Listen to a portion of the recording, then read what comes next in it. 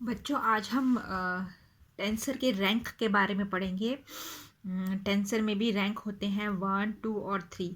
तो जैसे टेंसर है दो प्रकार 3 प्रकार के हैं उसके नोटेशन के हिसाब से, जैसे उसको नोटेट कर सिंबल के हिसाब से। तो एक है कॉन्ट्रावेरिएंट टेंसर, कोवेरिएंट टेंसर और मिक्स टेंसर। तो इनके रैंक के बारे में हम बात करेंगे एक एक करके।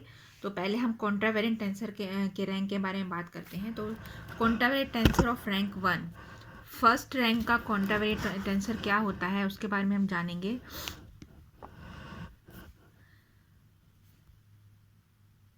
जो कॉन्ट्रावेरिएंट है उसको हम सुपरस्क्रिप्ट, कोई भी कंपोनेंट है उसके सुपरस्क्रिप्ट से रिप्रेजेंट करते हैं।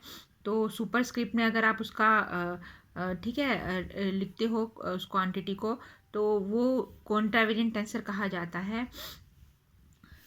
सपोज एक क्वांटिटी है ए क्वांटिटी है जिसके n कंपोनेंट्स हैं।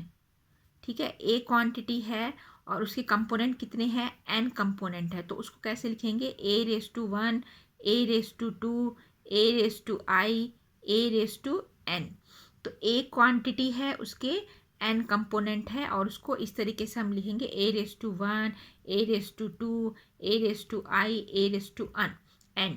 और ये फंक्शन है दो कोऑर्डिनेट सिस्टम है। एक कोऑर्डिनेट सिस्टम है वो उसको हम ऐसे लिख रहे हैं x⁻1, x⁻2, ये टेंसर के फॉर्म में लिख रहे हैं x⁻n, जिसको x⁻i बोल सकते हैं। तो ये जो क्वांटिटी है ये इसका फंक्शन है, एक कोऑर्डिनेट सिस्टम जिसको x⁻1, x⁻2, x⁻n बोला गया है। और इसके जो कंपोनेंट्स हैं इस क्वांटिटी के है ना दूसरे कोऑर्डिनेट सिस्टम में वो क्या हो जाएंगे, a⁻1, a⁻2, a⁻i, a⁻n। तो सेम क्वांटिटी है, अगर वो इस x⁻1, x⁻2, x⁻n coordinate system का फंक्शन है तो उसको a⁻1, a⁻2, a⁻i, a⁻n इस तरीके से जो उसके n कंपोनेंट्स है उसको हमने ऐसे लिखा है। अगर वही क्वांटिटी दूसरे कोऑर्डिनेट सिस्टम का फंक्शन है, दूसरा कोऑर्डिनेट सिस्टम कौन सा हो गया, x⁻1, x⁻2, x⁻n, जिसको x⁻i इस तरीके से बता से इसका फंक्शन है, तो उस क्वांटिटी को हम a⁻1, a⁻2, a⁻i, a⁻n इस तरीके से लिख सकते हैं। तो इन दोनों को कैसे रिलेट करना है, दोनों कोऑर्डिनेट सिस्टम को, इसके बारे में हम देख चुके हैं ट्रांसफॉर्मेशन के द्वारा। जो ट्रांसफॉर्मेशन इक्वेशन है पहली क्लास में मैं बता चुकी हूँ, उसके द्वारा हम इन दोनों जो क्वांटिटी है दोनों कोऑर्डिनेट्स में उसको रिलेट इस तरीके से इस इक्वेशन के द्वारा किया जा सकता है। तो जो एक कोऑर्डिनेट सिस्टम है सेकंड वाला है ना, a⁻i is equal to del x i. तो ये डेल x⁻i, तो x⁻i क्या है, x⁻i है दूसरे कोऑर्डिनेट सिस्टम फंक्शन है, उसको x⁻i से बताया है, divide by partial differentiation of x⁻j। तो x⁻j क्या है, ये जो फर्स्ट कोऑर्डिनेट सिस्टम है ना, फर्स्ट कोऑर्डिनेट ये j है, यहाँ पर फर्स्ट कोऑर्डिनेट सिस्टम है, उसको x⁻j से बताया है और a⁻j। तो ये जो क्वांटिटी है दोनों दो कोऑर्डिनेट सिस्टम का फंक्शन है और दोनों को आपस में रिलेट करना है, तो उसको ट्रांसफॉर्मेशन इक्वेशन के द्वारा हमने इस तरीके से उसको रिलेट किया है। तो क्वांटिटी है वो x⁻i जो कोऑर्डिनेट है उसका फंक्शन है, तो उसके कंपोनेंट्स को, एक क्वांटिटी के कंपोनेंट को a⁻i ऐसे बताएंगे, और दूसरा जो कोऑर्डिनेट है जिसके है ना x⁻j है, तो क्वांटिटी अगर उसका फंक्शन है तो उसको a⁻j से हम बताएंगे। तो इस प्रकार हम ट्रांसफॉर्मेशन इक्वेशन के द्वारा दोनों को हमने रिलेट किया है। और ये जो है it is nothing but the, इसको हम लिख सकते हैं डेल ऑफ आई जे। इसको हम क्या लिख सकते हैं, डेल ऑफ आई जे, इस तरीके से इसको रिप्रेजेंट कर सकते हैं। क्रोनेकर डेल्टा से भी इसको रिप्रेजेंट किया जा सकता है। तो ये है contravariant tensor of rank 1, first rank का कॉन्ट्रावेरिएंट टेंसर। यानी अगर सपोज इसमें n कंपोनेंट्स हैं, है ना, n है, तो अगर ये 3 डायमेंशन है तो इसमें 3 डायमेंशन है n-1 है ना, n-1 कंपोनेंट्स है, तो 3 डायमेंशन है तो कितने कंपोनेंट्स होंगे, 3 होंगे। अगर ये 2 है इसमें तो 2^1 हो जाएगा, तो कितने कंपोनेंट्स हो जाएंगे, 2, इस तरीके से, है ना। अगर 1 है तो कितने कंपोनेंट्स होंगे, 1, तो इस तरीके से, तो यानी इसका रैंक क्या है, 1 है, because there are n components of a quantity. तो so transformation of quantitative tensor of rank 1 जो है, हम क्या करेंगे, जो ये जो इक्वेशंस थी इसको इसके द्वारा हम मल्टीप्लाई कर लेंगे डेल एक्स के बाय डेल एक्स बार आई, है ना। पहले हमने क्या लिया था इसमें, पहले हमने लिया था del x bar i upon del x जे। अब हम इसमें लेंगे मल्टीप्लाई कर देंगे, क्योंकि हमें ट्रांसफॉर्मेशन, यानी ट्रांसफॉर्मेशन मीन्स एक कोऑर्डिनेट सिस्टम को दूसरे कोऑर्डिनेट सिस्टम में हम ट्रांसफ़र कर सकते हैं। वो इक्वेशन जो रिप्रेजेंट करता है that is a transformation equation. तो उसको हमने डेल एक्स के बाय डेल एक्स बार आई से इसको हम मल्टीप्लाई कर देंगे, तो हमें मिलेगा, ये देखो दोनों साइड मल्टीप्लाई करेंगे तो ये हमें मिलेगा del x k upon del x bar i a bar i is equal to del x k upon del x bar i del x bar i upon del x j a j. बस थोड़ी practice करनी है, अब बाकी आप practice करके लिखोगे तो आपको ये लिखना आ जाएगा। अब इसमें जो k है और j है, k और j वो क्या है, इंडिपेंडेंट वेरिएबल्स हैं। कब तक, जब तक j is equal to k है।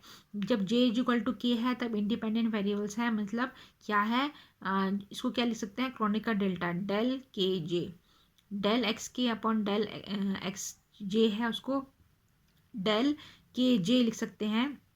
और क्रोनिकल डेल्टा सेट 1 होता है जब j is equal to k होगा, और ये 0 होगा जब j is not equal to k होगा। तो इसमें दोनों को इंडिपेंडेंट वेरिएबल्स लिया है, जब तक j is equal to k है, तो इसमें हम क्या करेंगे, j इज इक्वल टू के लेंगे, तो ये इक्वेशन क्या हो जाएगी, this equation becomes del x k upon del x bar i a bar i is equal to a raise to j, और ये हो जाएगा डेल, ये तो कट हो जाएगा, दिस वन इज कट, तो डेल के जे इस तरीके से लिख सकते हैं। So it is nothing but the a raise to k, है ना। ये क्या है, ये कंपोनेंट है ए रेस टू के, तो a raise to k is equal to del x k upon del x bar i a bar i, इसको इस तरीके से लिख सकते हैं। So this is the transformation of, ये इक्वेशन बताती है transformation of contravariant tensor of rank 1।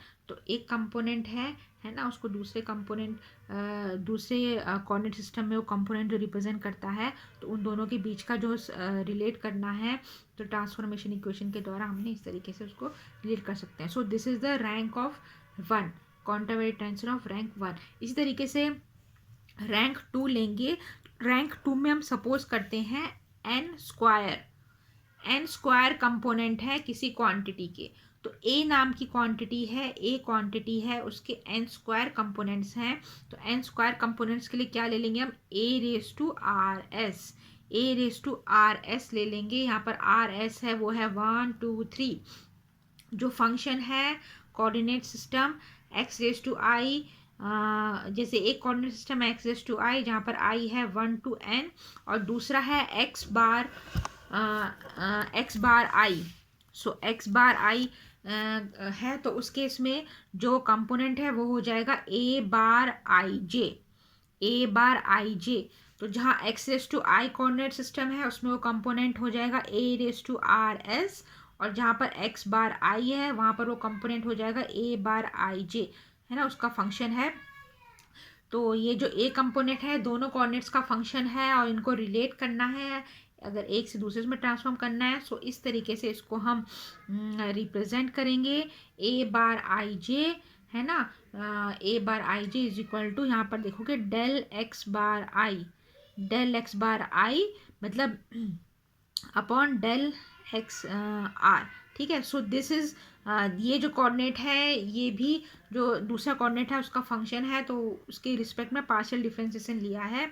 तो इसमें 2 रैंक है, 2 रैंक है, तो आर एस, जैसे आई जे आर एस लिया है वैसे यहाँ आई जे लिया है, तो सो फर्स्ट कोऑर्डिनेट सिस्टम, एक कोऑर्डिनेट सिस्टम है, वो दूसरे कोऑर्डिनेट सिस्टम के साथ रिलेट करने के लिए हम पार्शियल डिफरेंशिएशन इस तरीके से रिप्रेजेंट कर लेंगे उसको। तो del x bar j upon del x raise to s और a raise to are s. तो ये है contravariant tensor of rank 2 transformation equation, उसको इस तरीके से बताया जाएगा। तो इसमें अगर एन स्क्वायर है कंपोनेंट्स, तो अगर 3 डायमेंशन है 3 स्क्वायर इज इक्वल टू क्या हो जाएगा 9। तो कितने कंपोनेंट्स होंगे 9 कंपोनेंट्स होंगे। 2 स्क्वायर है तो कितने हो जाएंगे 4 कंपोनेंट्स हो जाएंगे इस तरीके से ऑफ रैंक 2। रैंक 2 में इस तरीके से बताया जाएगा। अब हायर रैंक, हायर रैंक मतलब 2 से ज़्यादा। तो सपोज 3 रैंक का टेंसर है, तो 3 रैंक का टेंसर है तो क्या हो जाएगा यहाँ पर देखो 1 2 3, कॉन्ट्रावेरिएंट में कितना होगा 1 2 3। तो यहाँ पर ए बार आई जे के जो है वो फंक्शन है एक्स रेस टू आई जे के का, एक्स बार आई जे के का। और जो दूसरा कंपोनेंट है A raise to are S T, वो फंक्शन है किसका X raise to R X raise to S X raise to are S T का फंक्शन है कोऑर्डिनेट सिस्टम का, है ना। सो दोनों कंपोनेंट्स को रिलेट करेंगे, अलग अलग फंक्शंस हैं जिसके। तो वो इस हायर ऑर्डर के लिए, हायर ऑर्डर में 3 है, ये 3 रैंक है, तो 3 रैंक है, सो इसको इस तरीके से बताया जाएगा। अब 3 रैंक है तो 3 रैंक में 3 यानी कितने कंपोनेंट्स होंगे 27 कंपोनेंट्स होंगे 3 डायमेंशन स्पेस में, है ना। अगर 3 डायमेंशन में कितने कंपोनेंट्स होंगे 27 कंपोनेंट्स। सो इसको इस तरीके से रिप्रेजेंट करें। तो ये तो था कॉन्ट्रावेरिएंट टेंसर के लिए। इसी तरीके से सेम वे में कोवेरिएंट, कोवेरिएंट में कैसे रिप्रेजेंट किया जाता है सिंबल सबस्क्रिप्ट में। सबस्क्रिप्ट, ये सबस्क्रिप्ट है इस तरीके से नीचे, जैसे एक कंपोनेंट है ए, है ना, सॉरी एक क्वांटिटी है ए, तो एक क्वांटिटी ए है उससे कितने कंपोनेंट हैं म्यू, म्यू जितने या वी जितने कंपोनेंट हैं। तो वी है ना, तो वी कितने हैं n, n components 1 to n, उसको वी के द्वारा बताया गया है। So a raise to v. और इसके जो एक तो ये अगर x raise to mu coordinate में ये फंक्शन है तो ए वी से बताएंगे। अगर जो दूसरा कोऑर्डिनेट है एक्स बार म्यू है, तो उसको दूसरे के लिए क्या बताएंगे ए बार म्यू बताएंगे। सो ए वी और ए न्यू है, सॉरी ये न्यू है, it is not v, nu है, ए न्यू और ए बार म्यू, इन दोनों को रिलेट करेंगे ट्रांसफॉर्मेशन इक्वेशन के द्वारा। जो कोवेरिएंट टेंसर है ये दोनों क्वांटिटी को रिलेट करेंगे, जो फंक्शन है एक्स म्यू का और एक्स बार म्यू का। तो सेम इसी तरीके से हमें रिलेट करना है। तो इसमें A bar mu is equal to del x nu upon del x bar mu A nu. So ये है कॉन्ट्रावेरिएंट टेंसर ऑफ रैंक 1। तो ट्रांसफॉर्मेशन इक्वेशन, है ना। इसी तरीके से रैंक 2, तो रैंक 2 में सो रैंक 1 है, रैंक 1 में तो ट्रांसफॉर्मेशन है, वो बताने के लिए हम क्या करेंगे यहाँ पर। तो हमने suppose this X raise to nu coordinate is a function of X bar nu. So partial differentiation करेंगे each component of this with each component of this. इसी तरीके से मल्टीप्लाई करेंगे। अगर एक्स बार म्यू है वो एक्स रेस टू लैम्डा का function है, तो हम क्या करेंगे इसको इस इक्वेशन से दोनों साइड मल्टीप्लाई कर देंगे। सो वी आर गेटिंग, हमें इस तरीके से मिलेगा सॉल्व करने पे। तो ए बार म्यू को del x bar mu upon del x lambda से मल्टीप्लाई कर दिया है, दूसरी साइड भी इसी से मल्टीप्लाई कर दिया है। तो इस टाइप की इक्वेशन मिली है जहाँ पर एक्स रेस टू लैम्डा और x raise to nu, x raise to lambda और एक्स रेस टू न्यू है वो इंडिपेंडेंट वेरिएबल है। कब तक, जब तक lambda is equal to nu है। सो यहाँ पर del x nu upon del x lambda को क्या लिख सकते हैं डेल क्रॉनिकल डेल्टा में न्यू लैम्डा लिख सकते हैं, जहाँ पर जो so this one is not mu, ये म्यू नहीं है, ये इट इज़ अ न्यू, ये न्यू है, इसको न्यू लेना है, it is like this nu. So ये डेल्टा न्यू लैम्डा हो जाएगा 1। So nu is equal to lambda है तो 1 है, nu is not equal to lambda है तो 0 हो जाएगा क्रोनिका डेल्टा।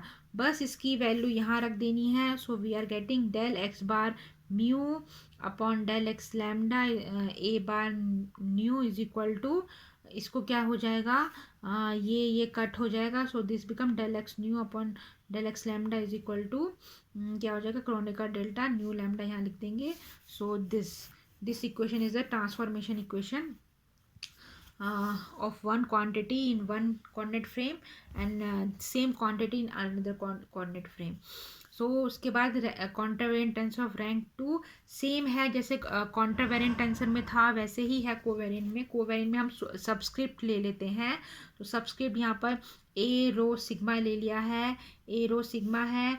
ये जो ए क्वांटिटी है वो x raise to mu coordinate में ए रो सिग्मा हो जाएगी का फंक्शन है तो ए रो सिग्मा हो जाएगी। अगर ये क्वांटिटी एक्स बार म्यू का फंक्शन है तो ए बार म्यू न्यू से उसको रिप्रेजेंट करेंगे। सो दोनों जो क्वांटिटी है, जो दो अलग अलग कोऑर्डिनेट्स का फंक्शन है, उनको आपस में रिलेट करने के लिए ये ट्रांसफॉर्मेशन इक्वेशन के द्वारा रिलेट किया जाएगा। सो एन स्क्वायर कंपोनेंट्स है, सो it is a rank of 2। Rank of 2 की ट्रांसफॉर्मेशन इक्वेशन है कोवेरिएंट की, उसको इस तरीके से बताया जाएगा। So another is the mixed tensor. So mix tensor है, मिक्स टेंसर में हमें पता है दोनों होते हैं सुपरस्क्रिप्ट एंड सबस्क्रिप्ट, सुपरस्क्रिप्ट और सबस्क्रिप्ट। सो रैंक 2 है। तो ये जो ट्रांसफॉर्मेशन इक्वेशन है ये मिक्स टेंसर ऑफ रैंक 2 है, जहाँ पर जो क्वांटिटी ए है, जो दो अलग अलग क्वांटिटी ए है, दो अलग अलग कोऑर्डिनेट सिस्टम्स का फंक्शन है, उनको आपस में रिलेट करेंगे। सेम मेथड है, बस यहाँ पर मिक्स्ड टेंसर के फॉर्म में लिख देना है।